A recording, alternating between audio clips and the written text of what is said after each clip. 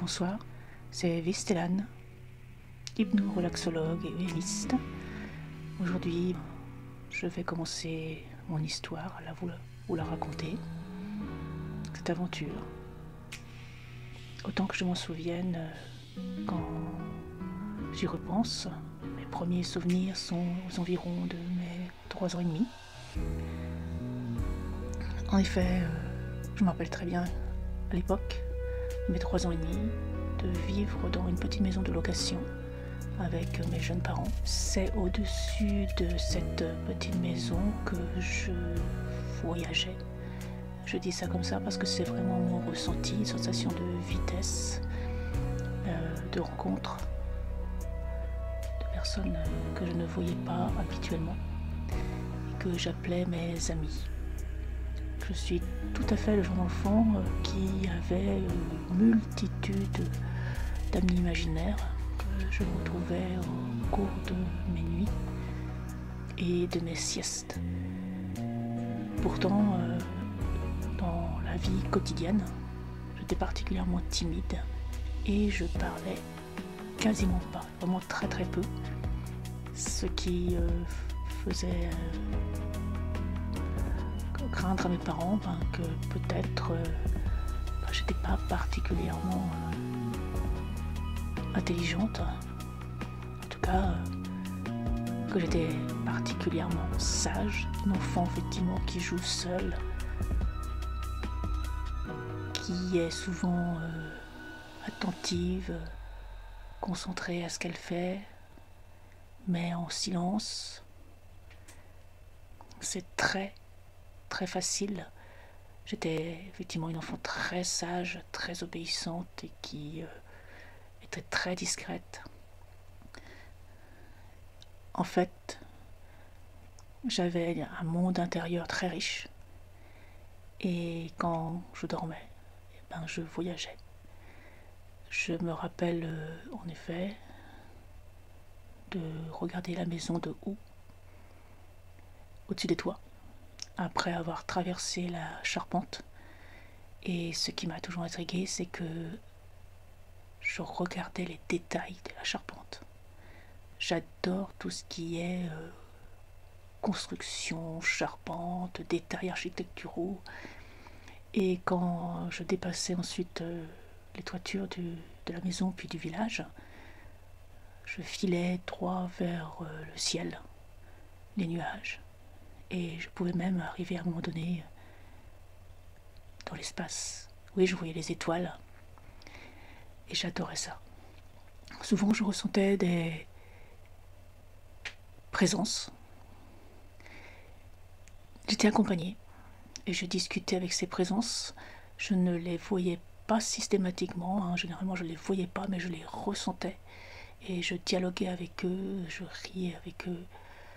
Et je les appelais amis. Il n'y avait pas de prénom, de nom particulier. La seule chose que je me rappelle très bien, c'est que j'avais une sensation de connaître ces amis. Je les connaissais. Et pourtant, quand je me réveillais suite à ma sieste, suite à ma nuit, je reprenais ma petite vie de petite fille habituelle, hein, avec mes parents, ma petite sœur, qui était tout bébé. Et j'avais la consigne de ne pas parler de mes voyages de nuit. Pourtant, j'en avais vraiment, vraiment envie. Et en fait, ils m'ont dit non, qu'il fallait que je me taise pour me protéger. Ça a été très, très, très clair. V, Stellan, garde le silence. C'est un trésor en toi. Ça te protégera. N'en parle pas. C'est pas le moment. Ça, cette phrase, ce n'est pas le moment, c'est un grand classique. Je l'ai entendu une multitude de fois lors de mes voyages. Il y a des temps pour ça, pour en parler, des temps pour chercher à présenter ses expériences, sans forcément chercher à comprendre, être ouvert en tout cas, qu'il y a autre chose. même si il n'y a pas vraiment d'explication. Ce que j'ai pu comprendre, c'est que notre physiologie humaine, de toute façon, a des limites. C'est un fait. Les limites physiologiques et les limites des sens. Et ils m'ont fait comprendre, ces amis, que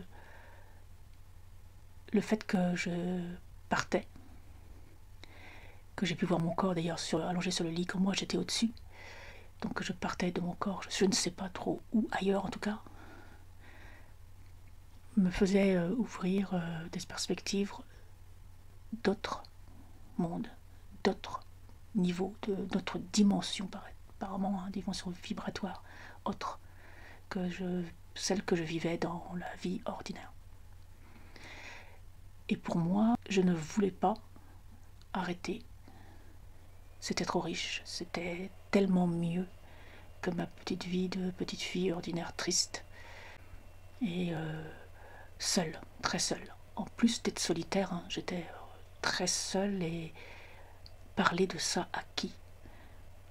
Sachant qu'il m'avait prévenu, hein, si jamais tu en parles, ton intégrité physique et mentale seront remis en cause. Et ils m'ont montré un scénario probable, très probable, que j'allais vivre si jamais effectivement je parlais à mon entourage de ce que je vivais, des rencontres, des sensations que je vivais lors de mes sommeils, de mes voyages. Une nuit, en effet, je me suis retrouvée dans une salle d'hôpital, allongée sur une table de consultation. C'était un vieil hôpital, une vieille salle avec les murs peints en peinture vieille, vert de gris. On sentait bien que c'était ancien. Au bout de la table de consultation, il y avait un médecin, blouse blanche, classique, les mains dans les poches. À ma droite, il y avait mes parents jeunes qui regardaient et qui buvaient les paroles du médecin. À ma gauche, à mon niveau, il y avait une infirmière qui essayait de me rassurer et une autre qui se moquait. Et qui, elle, n'était pas du tout attentive à ma tristesse, ma détresse. Pareil, hein, qui buvait les paroles du médecin et qui plaignait mes parents. Parce qu'en effet, j'entendais les pensées de ces gens qui m'entouraient. Et là, pour le médecin, c'était clair. Mental était anormal, en fait, tout simplement. Et qu'il fallait me médicamenter. Puis après, hein, comme quoi je serais médicamentée et que toutes les expériences et tous les amis que je rencontrais lors de mes sommeils, de mes voyages, eh ben, j'allais les oublier, que ça allait tout s'arrêter, je les oublierais. Et c'est ça qui m'a fait réagir en fait. Hein. C'est ça qui m'a fait réagir et que là j'ai dit non. Non, je ne veux pas vous oublier, je préfère me taire. Ils m'ont dit oui, à ce moment-là, tais-toi. À un moment donné, tu pourras en parler, mais pas tout de suite. Attends, le temps sera avec toi, mais il faut que tu sois patiente. Sinon, si jamais tu en parles, tu seras médicamenté, tu perdras ton intégrité physique et mentale, et tu nous oublieras. Et au cours de cette vie, ce sera définitif, si jamais effectivement c'est le cas, si tu parles d'être médicamenté. Et la vie que j'allais avoir, c'est pas du tout, hein, j'allais avoir une vie, mais alors, fade, longue, sans aucun sens, triste. Bien sûr, j'allais avoir une vie sans envergure particulière, et surtout avec un immense sentiment de solitude, alors que dès que je voyage, dès que je retrouve mes amis, ben c'est fabuleux, quoi. Ça donne du sens. Et les discussions que l'on a dans ces endroits fort ressentis vibratoires, ça donne un sens tel à la vie qu'on vit au quotidien ici-bas que bah, ça aide en fait. Ça aide. Alors bien sûr, la vie ici, parfois est très difficile. mais l'expérience et les voyages avec ses amis vibratoires nous rappellent que il faut vraiment, vraiment focaliser sur les bons moments, sur les personnes aimées, sur nos compagnons, nos compagnes, nos enfants qui demandent notre présence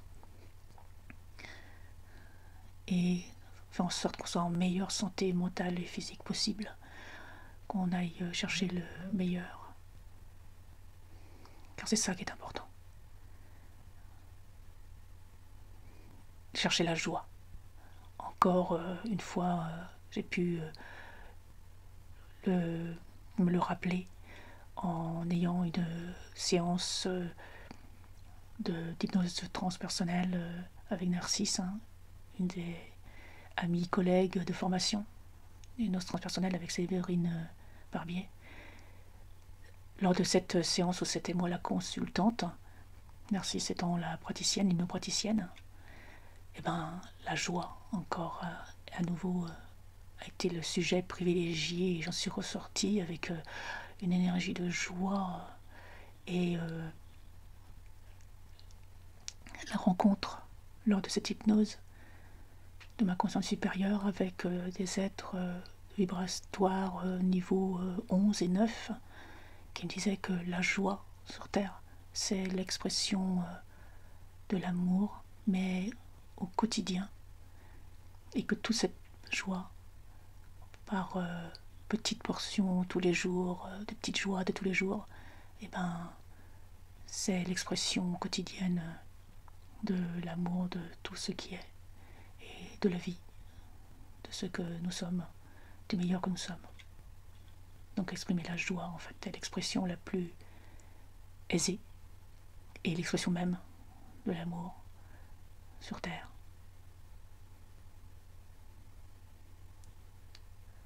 Donc accordons-nous de la joie, et en s'accordant de la joie autant que possible, nous pouvons exprimer celle-ci, la joie, et la partager, et faire en sorte que par des choses, des actes, des dires simples, nous l'exprimons, cette joie. Bonne fin de soirée.